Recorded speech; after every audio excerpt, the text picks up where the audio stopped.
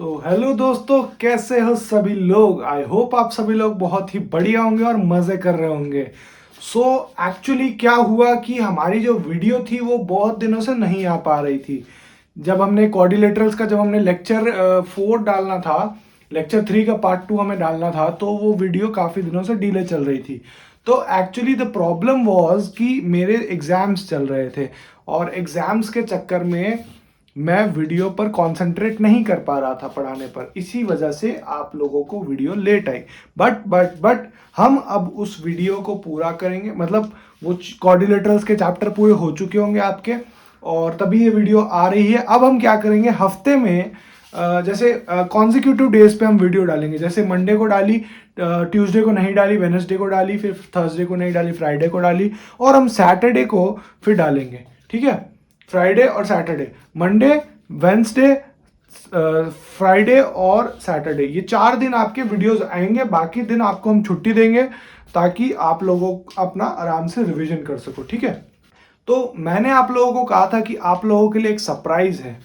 क्या सरप्राइज था? This which I got for our videos. तो ये है हमारी टी शर्ट, जो कि है बेसिक वाली पढ़ाई की टी शर्ट। ये मैंने इसीलिए मंगाई है ताकि हमारी वीडियोस जो हो वो बहुत ज़्यादातर बच्चों तक पहुंचे, उनको लगे कि हम एक जेन्युइन आदमी हैं। क्या होता है कि जनरली लोगों को ये नहीं लग पाता है, तो हम एक टैगलाइन सेट कर रहे हैं कि हमारी बेसिक वाली पढ़ाई है, और बेसिक वाली पढ़ाई जो है वो हम आगे तक कंटिन्यू करेंगे।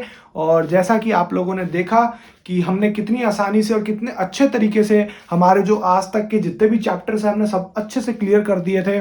तो आज हम अपना नया चैप्टर चालू करने जा रहे हैं।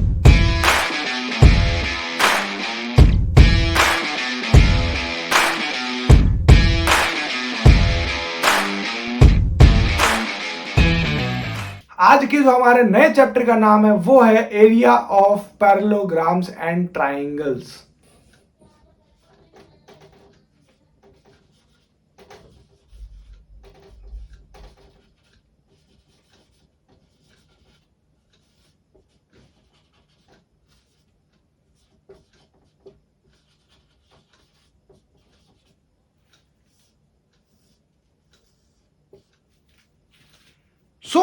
इस चैप्टर में हमें क्या पढ़ना है sir?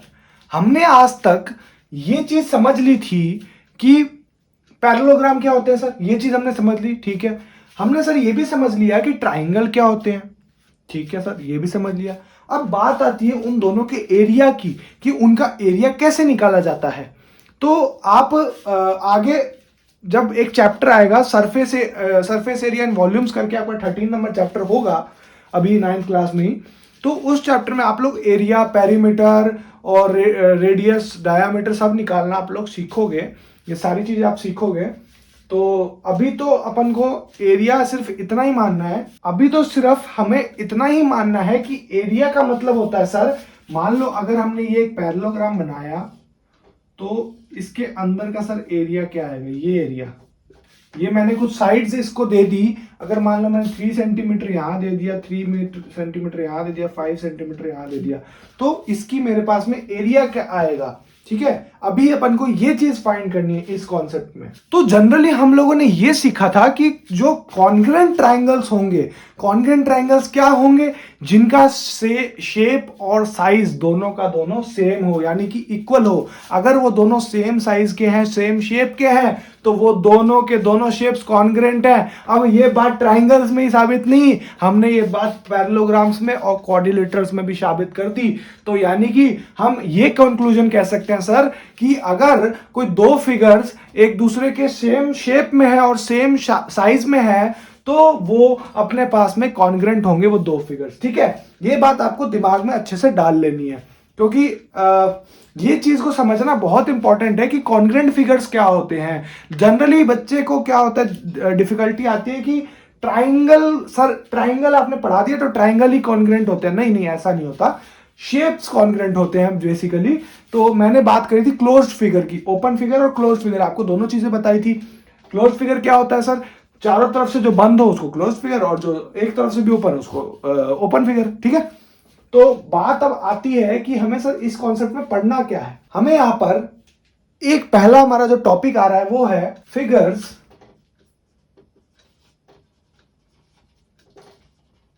On the same base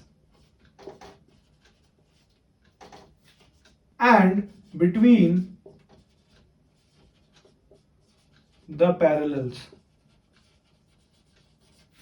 sir इस चीज का मतलब क्या हुआ, figures on the same base and between the parallel? मतलब इस चीज का मतलब एक ही आता है कि देखो आप लोगों के पास में क्या होगा, आप लोगों को ऐसी फिगर्स दी हुई होगी इस टॉपिक में कि जिसका सर बेस तो सेम होगा। जैसे मान लो ये ए बी है, बेस तो सेम है, ये बेस तो सेम है, बट यहां पर दो फिगर्स बनेंगे। कैसे सर? मान लो अज्यूम कर लो ये एक ट्रेपेजियम है, ये अपने पास में एक ट्रेपेजियम हो गया, मान लो अज्यूम कर लो ये चीज, ठीक है, ये ट्रेपेजियम हो गया। अब हमें सर इसी का बेस लेके और फिर एक और बनाना है ऐसा पैरेललोग्राम, तो ये हमने ऐसा बना दिया सर, ये कुछ ऐसा बन गया, तो ये सेम पैरेलल वाला कॉन्सेप्ट हो गया इसमें। तो बेसिकली इसमें हमें 3D शेप्स की बात है, लेकिन ये चीज हमें इतनी ज्यादा काम नहीं आएगी इस टॉपिक में, क्योंकि हमें तो भाई एरिया का काम है सिर्फ। आपकी जो फर्स्ट एक्सरसाइज है एक्सरसाइज 9.1, उसमें इतना ही है कि उसमें आपको पहचानना है कि फिगर बताओ कौन सा सेम बेस है, कौन सा सेम पैरेलल है। तो पैरेलल तो देखो ये हो गया, ये अपने पास में AC और ये D अपन ने बना लिया, तो पैरेलल तो AC और BD जो अपने सेम पैरेलल हो गए, और AB जो हो गया वो अपना बेस सेम हो गया। ठीक है, ये समझ गए आप? तो आपके जो फर्स्ट एक्सरसाइज में है वो इतना ही है इस पार्ट का। बाकी फिर मैं अब सीधा जंप करूंगा अपनी सेकेंड एक्सरसाइज के बेसिक्स की तरफ, क्योंकि ज्यादा टाइम ना खपत करते हुए आज अपन का गोल रहेगा कि अपन सेकेंड एक्सरसाइज तक तो थोड़ा बहुत तो उसको कवर कर ही ले, है ना। सी, अब हमारे पास में इस चैप्टर की पहली और मेजर थ्योरम आ चुकी है, जो कि है theorem 9.1, which says parallelograms on the same base and between parallels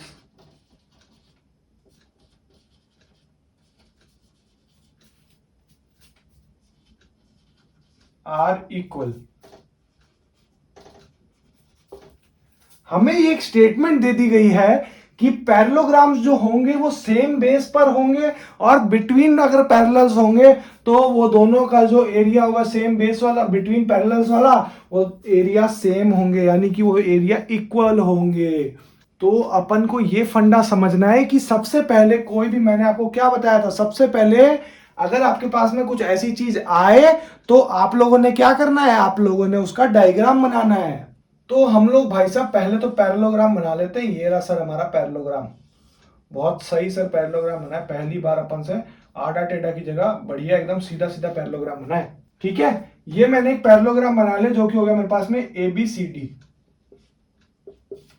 अब बात आई सर मैं बेस कहां लूंगा और पैरेलल कहां लूंगा। ठीक है सर, ये भी बात समझ आ गई। तो भाई साहब बेस तो ये कॉमन हो गया ना, और पैरेलल कौन सा हो गया सर, ये हो गया। इसको हमने थोड़ा सा एक्सटेंड कर दिया, तो ये हमारे पास में सर जी पैरेलल आ गया। इसका ये यहां कनेक्ट हो गया। ये हल्का सा थोड़ा सीधा कर देता हूं मैं इसको, ये थोड़ा सा ऐसे होगा कनेक्ट, सीधा कनेक्ट होगा। ठीक है, ये अपने पास में E हो गया, ये F हो गया, तो ये अपने पास में पैरेलल आ गया। ये चीज समझ गए, ये आ गया। अब ये क्या कहना चाह रहा है कि ये वाला जो एरिया है ना, ये वाला,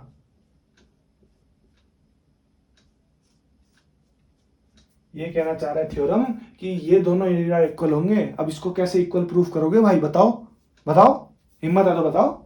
अब बात आई कि सर मुझे ये चीज तो दिख रही है यहां पे कि यहां पर एक पैरेललोग्राम है ABCD और एक पैरेललोग्राम है सर EFCD, जो कि मुझे दिख रहा है सर, जो कि है जिनका बेस है CD, और उनके जो पैरेलल्स हैं वो क्या है सर AF और CD। तो ये चीज तो मुझे समझ आ गई। तो मैं क्या कहूंगा, हमें क्या प्रूफ करना है, हमें टू प्रूफ करना है कि area of ABCD is equal to area of EFCD। हमें ये चीज प्रूव कर देनी है, समझ गए ये बात? तो ये चीज एक समझ लो इस फंडे में कि एक छोटा सा मेरे को चीज बताना तुम लोगों को, तो थोड़ा मैं डायग्राम सही कर रहा हूं। ये जो एंगल है ये अलग है, ये एंगल अलग है, और ये एंगल जो है ना तीनों अनइक्वल एंगल है। तो ये बात तो ध्यान ही रख जाना सर कि हम तो एंगल प्रूफ करके कर देंगे, तो वो तो होगा ही नहीं भैया, क्योंकि ये तीनों के तीनों एंगल्स डिफरेंट साइज के हैं, डिफरेंट एंगल्स के हैं। ये तीनों एंगल्स तीनों है, या तो तीनों एक साइज के होंगे या तो तीनों डिफरेंट साइज है, क्योंकि ये दिख रहा है ना यार, ये अपना अलग ट्राइंगल है, ये अलग ट्राइंगल है, आइसोस्केलस भी नहीं है। आइसोस्केलस में तो दो साइड्स इक्वल होती है, बट ये एक लंबी सी साइड, ये एक छोटी एक मोटी, पता नहीं कैसी सी साइड है। मेरे को ये बात समझ नहीं आ रही, तो मैं यहाँ क्या करूंगा, मैं ट्राइंगल ले लूंगा सर चुपचाप, मैं अपना ले लूंगा ट्राइंगल ADE और BCF। ये मैं ट्राइंगल ले लूंगा sir ADE and triangle BCF। अब सर मुझे इसमें सिमिलैरिटी देखनी है, अगर मैं इस दोनों को कॉन्ग्रुएंट प्रूफ कर दूंगा तो मेरे को यह बात समझ आ रही है कि मैं इसका एरिया भी इक्वल कर सकता हूं, है ना? देखो प्रैक्टिकल बात तो यही है कि इस चीज को अगर आप कॉन्ग्रुएंट प्रूफ कर दोगे तो इसका एरिया आपके पास में बढ़िया से आ जाएगा इक्विवेलेंट। तो अब मुझे पहला फंडा क्या देखना है सर कॉन्ग्रुएंसी के लिए, मुझे ये चीज देखना है कि जो ये मेरे को यहां दिख रहा है कि एंगल जो ये ए है ना, ए एंगल वो बी के इक्वल होगा। क्यों सर? क्योंकि ये कॉरस्पॉन्डिंग एंगल है। ए बी जो है वो सी डी के वो है अपना, ए एफ जो है वो सी डी के पैरेलल है, तो उस हिसाब से अपने पास में दो एंगल्स इक्वल होंगे, ऑपोजिट एंगल्स। तो मैं यहां पे लिख देता हूं angle D A E equal to angle CBF। तो मुझे ये चीज कैसे आई सर, ये एंगल DAE और CBF कैसे आपने सर रख दिया इक्वल? बिकॉज AD जो है वो BC के पैरेलल है, और AF जो है वो भाई साहब अपने पास में यहाँ पे ट्रांसवर्सल हो गया। अगर मैं इसको ज्वाइन करूंगा AF को तो ये ट्रांसवर्सल हो गया ना, तो मैं इसको अज्यूम कर रहा हूं कि ये ट्रांसवर्सल है, तो अपने पास में अज्यूम क्या कर ही रहा हूं, क्योंकि अगर मैं इसको ज्वाइन नहीं कर रहा तो इसका मतलब है ट्रांसवर्सल है, ठीक है? तो अपने पास में एक एंगल तो इजीली प्रूफ हो गया सर इस वजह से। तो बात आई अब दूसरे एंगल की, तो अब मुझे सर दूसरा एंगल ये दिख रहा है, ये मैंने फर्स्ट मान लिया, ये मुझे दूसरा दिख रहा है कि सर जो एंगल AED है ना वो मुझे सर एंगल BFC के इक्विवेलेंट दिख रहा है। बिकॉज सर क्यों सर? क्योंकि जो एंगल ये जो ED है ना सर, ये मेरे को FC के पैरेलल दिख रहा है, और जो सर DF है ना ये इसका ट्रांसवर्सल दिख रहा है। तो बहुत ही आसानी से सर मैं बता दूंगा कि ऑपोजिट साइड जो होंगी उनके एंगल्स इक्वल होते हैं। ये बात सर आपने फंडा बताया था बहुत अच्छे से, मेरे को याद है, ठीक है?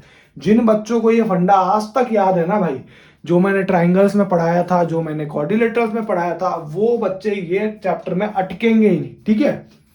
अब देखो मैंने अपनी एंड से बहुत अच्छी कोशिश की आप लोगों को चैप्टर समझाने की, सारे चैप्टर समझाने की। अगर जिसको समझ नहीं आ रहा है तो वो, अगर कोई डाउट आ रहा है तो प्लीज प्लीज प्लीज मुझसे पूछो। मैं अपने इंस्टाग्राम का हैंडल नीचे लिंक दे दूंगा और आप उससे भी पूछ सकते हो। और अगर आप लोग कमेंट्स में पूछना चाहते हो तो कमेंट बॉक्स में पूछ लो, मैं आपको बोलूंगा, सजेस्ट करूंगा तो आप लोग अपने इंस्टाग्राम के हैंडल पर ही, मेरे इंस्टाग्राम के हैंडल पर ही आप लोग मुझे मैसेज करना। क्यों? क्योंकि इंस्टाग्राम पे डाउट बताना थोड़ा कंफर्टेबल रहता है, मैं पिक विक भी भेज सकता हूँ, कॉमेंट सेक्शन में तो मैं नहीं भेज सकता, है ना? तो अब ये बात हमें समझ आ गई। अब हमें सर क्या करना है, ये फर्स्ट और सेकंड इक्वेशन तो सर आपने बना दी। अब सर मेरे को यहाँ पर दिख रहा है क्या, एंगल जो ADE है ना भाई साहब, वो अपने पास में एंगल BCF के इक्विवेलेंट है, because of the angle sum property of triangle.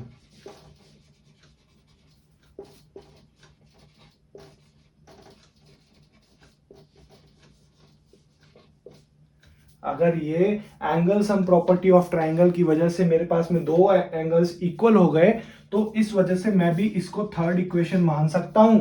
और अगर मैंने इसे थर्ड मान लिया तो मुझे ये चीज दिख रही है सर कि यहां पर जो AD है ना वो अपने पास में BC के इक्वल है। Why? Because of opposite sides of parallelogram ABCD। AB जो है सर वो मुझे BC के इक्विवेलेंट दिख रहा है, क्योंकि वो ऑपोजिट साइड है पैरेललोग्राम ABCD का। ठीक है, ये चीज आप लोगों को आई होप बढ़िया से समझ आ गई होगी। तो यहाँ पर मुझे क्या दिख रहा है भाई साहब, मुझे ये दिख रहा है कि ये दो एंगल्स और एक साइड सर मेरे को दिख रही है। तो मैं क्या कह सकता हूं, ट्राइंगल ए डी ई जो है वो अपने पास में कॉन्ग्रेंट है ट्राइंगल बी सी एफ के। तो अगर ये दोनों ट्राइंगल्स कॉन्ग्रेंट हो गए तो ऑब्वियसली सर मैं तो इनका एरिया बड़ी आसानी से लिख सकता हूं ना। तो पहले आप लोगों ने क्या करना है, आप लोगों ने इसका अच्छे से इसको समझ लेना है, क्योंकि मैं इसको मिटाने वाला हूं। मैं यहां तक मिटा दूंगा और मेरे को नीचे फिर सेकंड पार्ट चाहिए। तो ये इसका फर्स्ट पार्ट है, आप लोगों को समझना है, ठीक है, और अच्छे से नोट डाउन करना है। मैं जगह दे रहा हूं आप लोगों को और आप लोग अच्छे से नोट डाउन कर लो। लाइव क्लास नहीं चल रही इसलिए आपको वीडियो पॉज करके नोट डाउन करना है, ठीक है। तो अब मुझे यहां पर एक चीज दिख गई, क्या सर, कि जो एरिया है ना, area of AD, sorry area of ADE, वो सर जी इक्वल हो गया एरिया ऑफ बीसीएफ के। क्यों? क्योंकि मैंने वो दोनों ट्राइंगल्स कॉन्ग्रेंट प्रूफ कर दिए, तो उनका मैं एरिया भी अब इक्वल कर सकता हूं, है ना। मैंने तो ऐसा नहीं बोला कि सीपीसीटी से अपन एरिया भी नहीं इक्वल कर सकते, बट यहां पर सीपीसीटी का काम ही नहीं हो रहा है, यहां पर तो अपन डायरेक्ट एरिया इक्वल कर रहे हैं, ठीक है। अब मुझे फाइंड करना है कि एरिया ऑफ एबीसीडी क्या होगा। अगर एबीसीडी एक पैरेललोग्राम है तो उसका एरिया क्या होगा। एरिया सर ऑब्वियसली यही होगा, एरिया ऑफ एडीई प्लस का एरिया ऑफ ईडीसीबी। ये सर मैं समझ गया, ईडीसीबी का एरिया हो गया इक्वल, ठीक है, ये मैं समझ गया बहुत आसानी से। अगर मेरे को यहां पर दिख रहा है कि अगर ये एरिया अपने पास में इक्वल है, अपना तो सवाल ही सॉल्व हो गया। अगर ये दोनों एरिया इक्वल है तो इसका मतलब मैं ये भी लिख सकता हूं कि ये बीसीएफ के इक्वल है।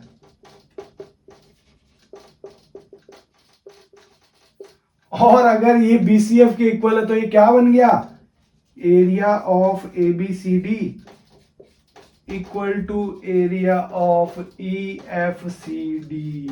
कितनी आसानी से हमने ये प्रूफ कर दिया कि हमारा ये जो एरिया है सर वो बहुत ही आसानी से हमने प्रूफ कर दिया और बहुत ही बढ़िया तरीके से हमने प्रूफ किया है ना। तो आई होप आप लोगों को इसमें प्रॉब्लम नहीं आएगी। हेंस प्रूव्ड, हेंस प्रूव्ड लगाना हमारा जन्मसिद्ध अधिकार है, क्योंकि हेंस प्रूव्ड आपने नहीं लगाया तो एग्जामिनर आपके आधे नंबर तो काट ही लेगा। भाई कहां तेरा प्रूफ खत्म हुआ, वो ये पूछेगा ना आपसे कि अगर तेरा प्रूफ खत्म हुआ तो कहां हुआ प्रूफ खत्म। तो इसीलिए अपन को हेंस प्रूफ लगाना जरूरी है, ठीक है। अब अपन फटाक से दो तीन क्वेश्चंस लेते हैं और इस लेक्चर को यहां पर जल्दी से समाप्त करते हैं। आज का पहला लेक्चर है तो मैं चाह नहीं रहा कि आप लोगों को थोड़ा ज्यादा हो। आज क्या है ना, पैरेललोग्राम थोड़ा टफ चैप्टर नहीं कह सकते इसे, बट थोड़ा बच्चों को समझ नहीं आता है कभी कभार, तो वो चीज अपन को नहीं करनी है, अपन को बढ़िया से समझना है इस चैप्टर को। देखो, अगर जिस बच्चे ने क्वाड्रिलेटरल्स नहीं पढ़ा और ट्राइंगल्स नहीं पढ़ा तो प्लीज जाके पढ़ लो, क्योंकि मैंने ये चैप्टर्स इसीलिए इस चैप्टर से पहले करवाया ताकि ये चैप्टर आपको अच्छे से समझ आए, ठीक है। तो अब अपन जल्दी से अपने क्वेश्चन की तरफ बढ़ते हैं, अपने आज के पहले क्वेश्चन की तरफ, और फिर उसके बाद मैं आपसे मिलता हूं। तो हमें क्या गिवन है इसमें क्वेश्चन में कि एबीसीडी जो है वो एक पैरेललोग्राम है। बताया तो आपको, डायग्राम थोड़ा बना के बताता हूँ। क्वेश्चन अभी पूरा नहीं हुआ है तो ध्यान रखना, क्वेश्चन अभी मेरे को पूरा करना है। ये एबीसीडी एक पैरेललोग्राम है और ईएफसीडी जो है ना, जैसे ये हो गया,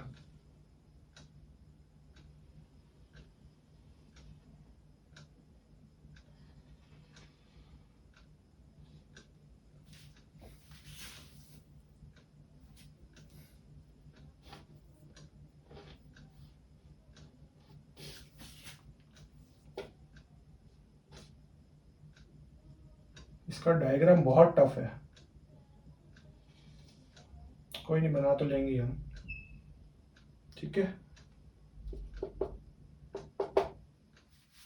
तो ये अपने पास में गिवन है, ठीक है। ये अपने पास में क्वेश्चन गिवन है कि इन फिगर एबीसीडी, ये जो एबीसीडी है ये एक पैरेललोग्राम है और ईएफसीडी जो है ये रहा ईएफ,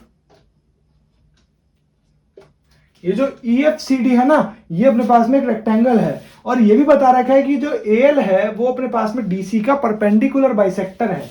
अगर ये परपेंडिकुलर का होता है साइन, बाइसेक्टर नहीं कह सकते इसे, परपेंडिकुलर है सिर्फ, ठीक है। परपेंडिकुलर कैसे सर, 90 डिग्री का एंगल बना रहा है इसलिए, ठीक है।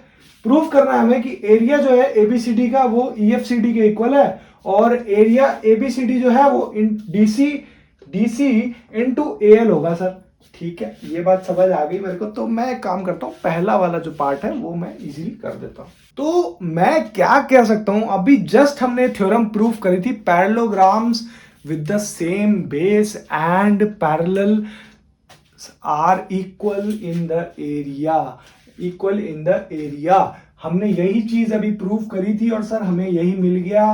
तो हमें पता है कि रेक्टेंगल जो होता है वो एक काइंड का पैरेललोग्राम ही होता है। Rectangle is also parallelogram. तो अपना जो एरिया है वो भाई साहब डायरेक्टली इक्वल हो गया, कोई अपन को गणागणित करने की जरूरत ही नहीं पड़ी, है ना। गुणागणित करने की अपन को जरूरत ही नहीं पड़ी। सेकंड वाले क्वेश्चन में, सेकंड वाले पार्ट में थोड़ा सा हमको मशक्कत करनी पड़ेगी कि भाई आंसर दे दो, क्वेश्चन को बोलना पड़ेगा कि भाई आंसर दे दो। तो मुझे क्या पता लगा, देखो मुझे ये पता लगा कि जो एरिया ऑफ ABCD है ना वो equal to area of EFCD है। फर्स्ट प्रूफ से मेरे को इतना पता लग गया। अब मेरे को बात करनी है कि यहाँ पे सर मेरे को ABCD गिवन है, तो ABCD को तो मेरे को छेड़ना ही नहीं है, मैं तो इसके देखूंगा। तो ये एक रेक्टेंगल है, तो रेक्टेंगल के एरिया का फॉर्मूला क्या होता है, लेंथ इनटू ब्रेड्थ, है ना। रेक्टेंगल के एरिया का फॉर्मूला लेंथ इनटू ब्रेड्थ होता है, तो ये सेम पैरेलल पर है, तो यानी कि इसकी जो ब्रेड्थ हो गई वो तो अपने पास में हो गई ABCD equal to CD into ये अपने पास में CF हो गई। CD या DC आप लोग कुछ भी मान सकते हो, but most probably DC is the correct one, ठीक है। DC हो गया और CF हो गया, ठीक है सर, हमें समझ आ गया लेंथ और ब्रेड्थ, तो सर ये हो गई। अब सर हम क्या करेंगे, देखो भाई ये भी बहुत सिंपल है, क्यों, क्योंकि मेरे को ये भी दिख रहा है कि ये जो अपने पास में है जो AFCL है ना, AFCL ये भी एक रेक्टेंगल है, तो रेक्टेंगल की दोनों साइड्स ऑपोजिट साइड्स इक्वल होती हैं, तो मैं ये भी कह सकता हूं कि जो AL है ना वो अपने पास में इक्वल टू FC होगा। और अगर ये AL इक्वल टू FC है तो मुझे करने की अब कुछ जरूरत ही नहीं है, एरिया ABCD जो है वो इक्वल टू मेरे पास में आ गया DC इंटू AL, तो जो कि मैंने कर दिया हेंस प्रूव्ड। मैं बारी बारी हर क्वेश्चन के नीचे हेंस प्रूव्ड लिख रहा हूं ताकि आप लोगों को वो क्वेश्चन में रिमाइंड हो कि सर ने बताया था हमें हेंस प्रूव्ड लिखना है तो लिखना है। We have to focus on what the question is and how to solve it and then write the conclusion, ठीक है। ये तीन चीजें अगर आप लोगों को समझ आ गई ना तो आप लोग एग्जाम फोड़ के आओगे, और मेरी गारंटी है कि आप लोग 90 प्लस स्कोर आप लेके आओगे। 90 प्लस के, हम तो 100 प्लस लेके आएंगे। 100 प्लस कोई स्कोर नहीं होता, और 100 ही लेके आएंगे हम सारे, ठीक है। तो ये बात आप लोगों को ध्यान रखनी है, और जल्दी से इस क्वेश्चन को बढ़िया से अपने माइंड में बिठा लो, नोट कर लो, और अपन लोग बढ़ते हैं अपने अगले क्वेश्चंस की तरफ। मैंने फिगर बना दिया है, मैं एक सेकंड क्वेश्चन पढ़ लेता हूं फोन से, उसके बाद फिर आप लोगों को समझाता हूं क्वेश्चन है क्या, ठीक है। क्वेश्चन पढ़ते पढ़ते मैं समझाता हूं। क्वेश्चन दिया हुआ है कि if a triangle and a parallelogram are on the same base and between the same parallels, यानी कि क्या कह रहा है, एक ट्राइंगल है और एक पैरेललोग्राम है, अगर वो दोनों सेम बेस और सेम पैरेलल्स पर हैं तो प्रूव करना हमें कि एरिया ऑफ जो ट्राइंगल होगा वो होगा equal to the half the area of parallelogram. यानी कि कहना चाह रहे हैं कि ये जो ट्राइंगल है इसका एरिया होगा वो अपने हाफ एरिया ऑफ पैरेललोग्राम के इक्वल होगा, मतलब आधे पैरेललोग्राम के एरिया के इक्वल। तो ये चीज आप लोग कैसे प्रूव करोगे वो देखो। तो बात आई, हमें ये चीज पता है कि ये ट्राइंगल ABP जो है वो अपने पास में एक ट्राइंगल है ना। ट्राइंगल ABP जो है वो एक ट्राइंगल है, वो हमें गिवन है। और यहां पर ये चीज गिवन है कि जो ABCD है ना भाई साहब, ABCD ये एक पैरेललोग्राम है जिसका बेस क्या है, AB एंड CD, सॉरी जिसका बेस है ए बी और जो कि है अपने सेम पैरेलल्स पर, जो कि है पैरेलल्स उसके अपने पास में A B and P C, ठीक है। ये दो पैरेलल्स है और बेस जो है वो ए बी तो है ही। तो अब हमें प्रूफ क्या करना है वो देख लो। हमें प्रूफ करना है कि जो area of triangle P A C आया ना, वो एक चीज आप लोगों को यहाँ पे ध्यान रखनी है कि अपन को इसमें ट्राइंगल नहीं लिखना है ना। कभी भी आप लोग एरिया लिख रहे हैं तो उस पर आप ट्राइंगल मेंशन नहीं करोगे। ट्राइंगल अगर मेंशन कर दिया तो फिर आपका काम गड़बड़ हो जाएगा, कोई आपको नंबर नहीं देगा। ट्राइंगल हमें एरिया ऑफ पीएसी जो है वो हमें क्या प्रूफ करना है कि half area of A B C D, इसके हमें प्रूफ करना है भाई साहब। तो मैंने आप लोगों को कुछ पहले क्वेश्चंस में ये चीज बताई थी कि हमें भाई साहब बहुत ही लिमिटेड क्वेश्चंस में कंस्ट्रक्शन की जरूरत पड़ेगी। तो यहां पर हमने कंस्ट्रक्शन किया है, हमने BQ को एक्सटेंड करके कंस्ट्रक्शन किया है, ठीक है, जिससे हमें BQ जो है वो AP के पैरेलल मिल जाए, ताकि हमें कोई एक और अनदर पैरेललोग्राम भी मिल जाए, जो कि हो गया हमारा ABQP, है ना। ये अनदर पैरेललोग्राम हो गया। अब अगर ABQP और ABCD वो है सेम साइड और सेम बेस पर AB पर, तो इनका पैरेलल क्या हो गए, AB और PC, है ना। AB और PC हो गए। तो अगर ये दोनों AB और PC हो गए तो मैं ये भी लिख सकता हूं कि थ्योरम 9.1, यानी कि एरिया ऑफ सेम बेस जो एरिया पैरेलल इक्वल होंगे, तो उसके थ्रू मैं ये भी लिख सकता हूं कि area of ABQP is equal to area of ABCD। ये भाई साहब मुझे समझ आ गया, बहुत ही आराम से समझ आ गया सर जी, ठीक है। PAB और BQP। अब मुझे एक चीज यहां पर समझ आ रही है कि ये जो ट्राइंगल है PAB और ट्राइंगल BQP, इसे मैं आराम से कॉन्ग्रुएंट प्रूफ कर सकता हूं। अब मैं यहां पर कॉन्ग्रुएंट के लिए वेस्ट नहीं करूंगा टाइम, क्योंकि कॉन्ग्रुएंट बहुत ही वो हो गया है, रेयर तो नहीं कह सकते, बहुत ही कॉमन हो गया। आप लोगों को सोचना पड़ेगा इसके बारे में कि कॉन्ग्रुएंट कैसे प्रूव होगा, ठीक है। ये बात आप सोचना, मैंने सिर्फ आपको बता दिया कि कॉन्ग्रुएंट होगा, ठीक है। तो एक काम करता हूं, बता ही देता हूं, आप लोग छोटे बच्चे हो तो आप लोगों को पता नहीं लगेगा इस चीज का। तो जो PB है, जो डायगोनल है, वो इस पैरेललोग्राम को दो इक्वल ट्राइंगल्स में काट रहा है, तो इससे हम कॉन्ग्रुएंट भी लिख सकते हैं, है ना। तो इस चीज से क्या हुआ भाई साहब, इस चीज से हमारे पास में हुआ एरिया ऑफ PAB जो हो गया वो equal to area of BQP हो गया। और इस चीज से मैं क्या समझ गया कि जो PAB जो हो गया ना भाई साहब, वो अपने पास में हो गया।